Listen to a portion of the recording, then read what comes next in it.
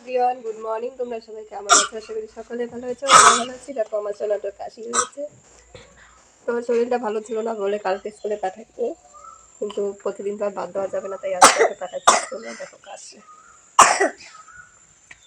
কিছু বলবা?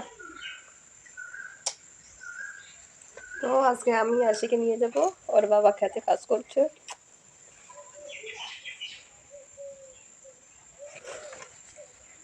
তো চলো, রান্না বান্না করলাম। আমার মনে হচ্ছে খেতে হাজিরা এসেছে, তো আবার ওদের জন্য রান্না করতে হবে। তো চলো, ফটাফট ওকে স্কুলে দিয়েছি। কালকে ভিডিও আপলোড দিইনি, এখন ভিডিও আপলোড দেবো। চলো। তো আরশি যাচ্ছে আরশির বাবার সঙ্গে দেখা করতে, কারণ মাঠে আছে। প্রতিদিন তো ওর বাবার সঙ্গে যায়, আমি এখন যাই না। তো আজকে আমি যাচ্ছি, ওর বাবা মাঠে গেছে, তো বলছে আমি আমার বাবার সঙ্গে দেখা করে আসি। আর এদিকে যাচ্ছে, মানে গরু যে বাচ্চা দিয়েছে, বাচ্চাটার সঙ্গে দেখা করবে। তো এই দুজনের সঙ্গে দেখা করে তারপরে যাবে স্কুলে। তো বেরিয়ে পড়েছি, টাইম হয়ে গেছে। আর দেখো ধান সিদ্ধ করেছিলাম, তো একদিন রোদ লেগেছে আর রোদ লাগেনি। তো রোদ তো কালকে ওঠেনি, আজকেও উঠছে না, এখনও কোনো রোদ নেই। তাই এখানে নিয়ে রেখেছি যাতে নষ্ট হয়ে না যায়। এমনি তো আসো, এদিক দিয়ে যাবো। পাপার সঙ্গে দেখা করতে হবে নাকি? হ্যাঁ, তুমি বেরো।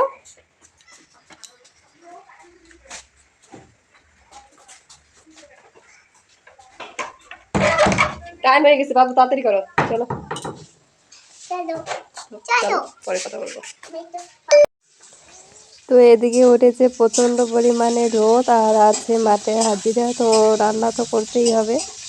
তো ভাবলাম হাজিরা আসবে না, তো সকালে রান্না করেছি, তো এখন আসছি বাবা হাজিরাকে বলেছে আসতে, তো ওরা এসেছে, তো আবার রান্না করতেই হবে। আর মাঠে গিয়েছিলাম, প্রচণ্ড গরম, দেখতেই পাচ্ছ মাথা টাথা কেমন হয়ে আছে।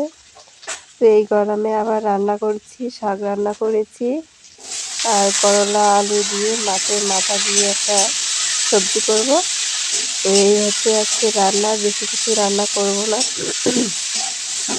কেন বলো তো, এদিকে ধান দিয়েছি রোদে, এদিকে গরু ছাগল ভুট্টা রোদে দিব, আবার হাজিরা কাজ করছে, আবার রান্না, আবার নিচে যাব। তো চলো।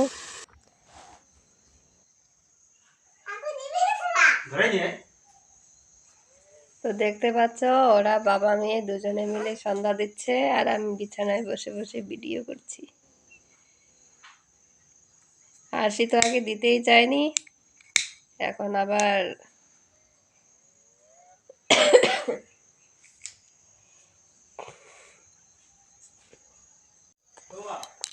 তো সারাদিন কোনো ব্লগই করিনি, কাজে ব্যস্ত ছিলাম। তো এইমাত্র কাজ সেরে ঘরে এসেছি, এসে বসলাম। প্রচণ্ড কষ্ট হচ্ছে, তাই ওদেরকে বলেছি সন্ধ্যাটা দিতে। তাই ওরা বাবা মেয়ে দুজনে দিচ্ছে। আমার কাশি হচ্ছে আর খুব কষ্ট হচ্ছে। ছোটো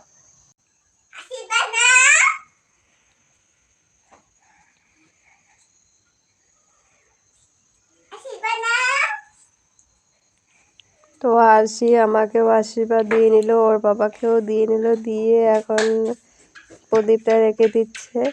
আমি আরশিকে বলি যে আশীর্বাদ করে ওই প্রদীপ আবার ঠাকুরের কাছে রাখতে হয় না, কিন্তু ও আমার কথাটা নামতে পারছো না। এই পিছনে আমি এমন করে আমার মাথা এমন করছি, আশীর্বাদ দিছি। হেম্বা কি ঘরে চলে এসেছে? হ্যাঁ। সব গরু করে? হ্যাঁ, সব গরু করে রে না, হেম্বা। হ্যাঁ, হেম্বা কত ভালোবাসি আমি। তাই নাকি? আমরা তো ভালোবাসি না।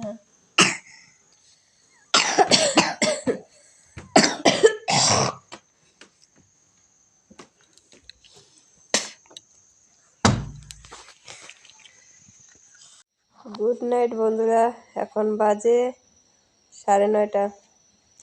9:30টারও একটু বেশি হয়েছে, তো আমরা শুয়ে পড়েছি। আরশি এখনও ঘুমায়নি, দেখতেই পাচ্ছ। ও রাত 10টা পার করে দেয় ঘুমোতে ঘুমোতে।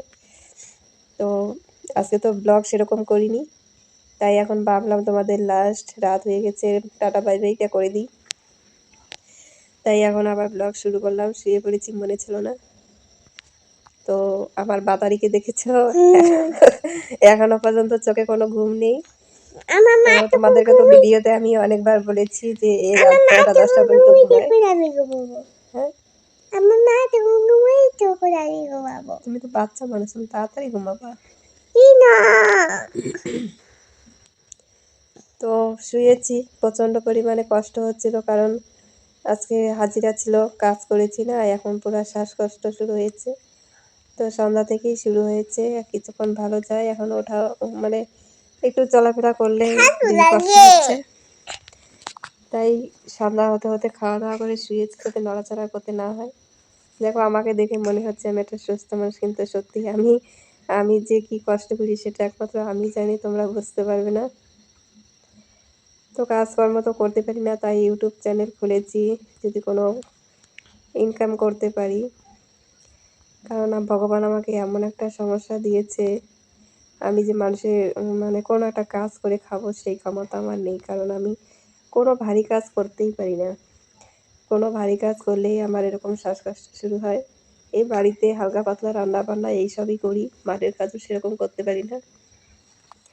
তাই চ্যানেলটা খুলেছি, তোমাদেরকেও বলছি, দেখো কাজ করতে পারলে সবাই কাজ করেই খায়, তাই না? তো পারছি না বলে ইউটিউব চ্যানেলটা খুলেছি, যদি কোনো ইনকাম হয় তাহলে ট্রিটমেন্টও করতে পারবো, খেতেও পাবো, বাচ্চাকেও।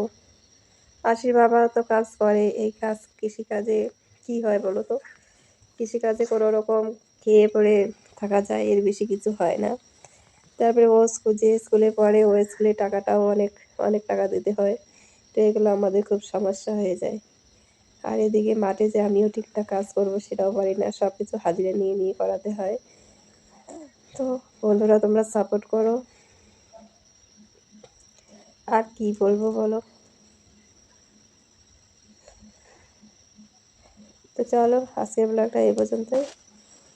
চলো, এসব কথা আজকে বলবো আমি সত্যি ভাবিনি, কিন্তু কষ্ট হচ্ছে বলেই বলে দিয়েছি। তো তোমরা কিছু মনে করো না, বাজে বাজে কমেন্টও করো না। তো চলো।